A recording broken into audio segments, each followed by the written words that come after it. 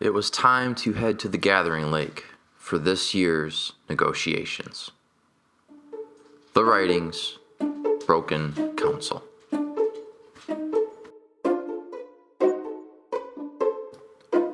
Every year on the Navajo Peninsula, the three kingdoms created thus far would meet every year at the gathering lake to discuss politics, economics, and also army sizes and military prowess. The respected leaders of each kingdom would head down with their trusted guardsmen for extra protection, and some would say intimidation. The gathering lake was centrally located between the three kingdoms, so it was a fair voyage for all three, though one could argue Linford had to travel a little bit further. For Furbish, Ilag the Connector and his various counselors and wise councilmen would attend with him, and typically they would be the ones that would negotiate and run the meetings since this is their specialty. As for Estercrest, Lord Estercrest and some of his trusted guardsmen and also mighty military leaders would attend with him to hopefully show that though they may not have a strong suit in politics, they were still a force to be reckoned with. And for Linford, the odd one out you could say, Gutriva and her mighty warriors would attend with her, though it seemed that every year if there was any tension or some slight unresolve, it was from them and them alone. Out of the three kingdoms, Linford was by far the largest of the kingdoms. The scribes estimate that Linford was even double the size of both Estercrest and Furbish combined. Because Linford was so large, previous negotiations between Furbish, Estercrest, and Linford had established high taxes on the kingdom of Linford, and the already not so great economy was being weakened more and more, especially as the kingdom began to grow.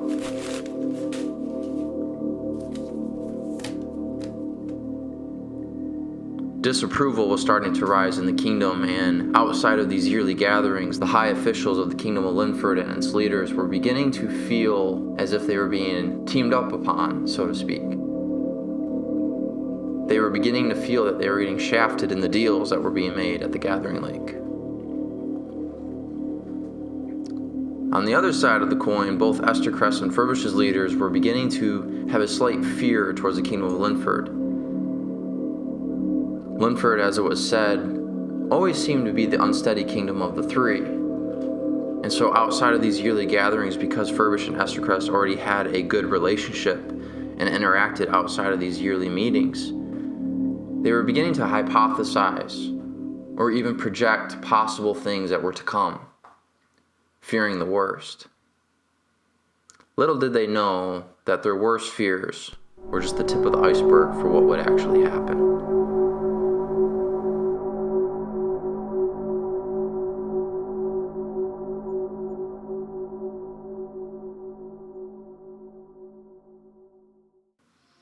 It was 121 TB, and it was time for the yearly gathering. All of the kingdom's leaders and their chosen representatives and their guardsmen all headed to the gathering lake. They established camps around the lake, around the central meeting room that was built upon the water. There was light mingling, but there seemed to be tension this year, unlike in the years past. Linford seemed to stay away while the other two kingdoms were more than happy to interact with each other.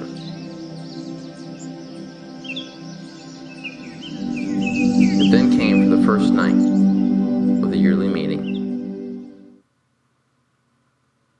and what would once become, and what would become the last meeting for a couple years.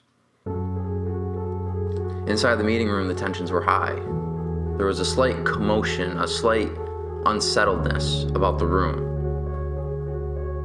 It almost seemed as if everyone was ready to grab their sword at a moment's notice.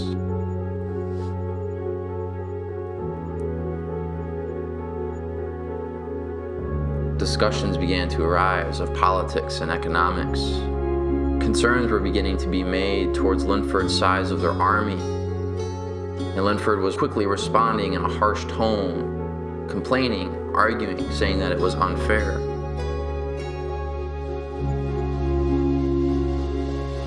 The arguments began to arise.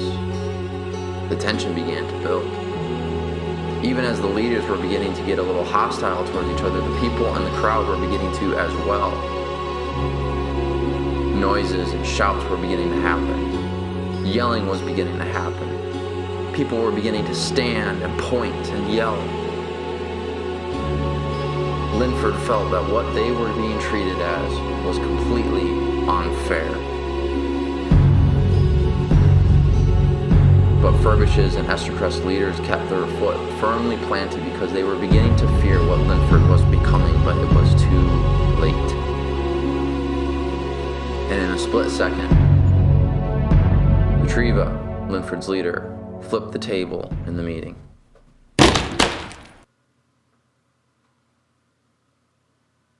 A silence fell upon the room. To commit such an action was shocking. You could hear a pin drop. People's hearts began to beat.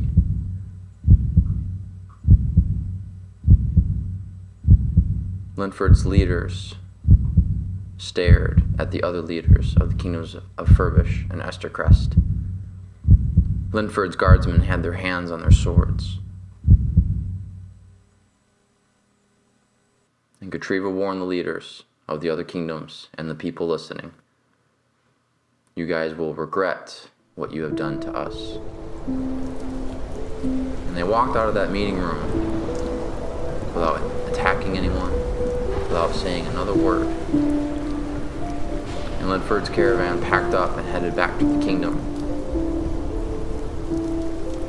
And Estercrest and Furbish were left to wonder what was going to happen.